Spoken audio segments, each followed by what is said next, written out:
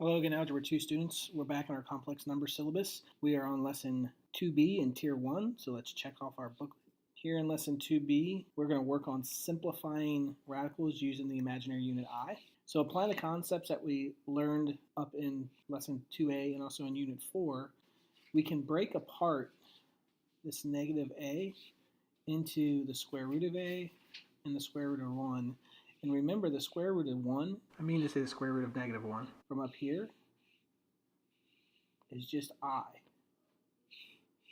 So this simplifies down to I square root of A. And recall from lesson 2a, we said that the two radicals at the right had no real solutions, which is a true statement.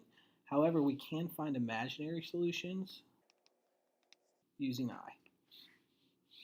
So here, I'm going to break this apart, and I'm going to have the square root of negative 1 times square root of 4.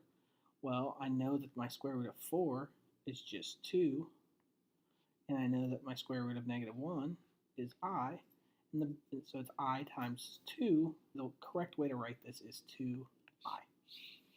And I'm going to do the same thing over here. I'm going to break this apart to have the square root of negative 1, because negative 1 times 36 is negative 36, and I'm going to have the square root of 36 here, using this concept right here. Well, I know that the square root of negative 1 is I, and the square root of 36 is 6. And again, the correct way to write I times 6 would just be to write it as 6I. And that is how you would break down and solve these radicals that we originally said had no real solutions. These are the imaginary solutions.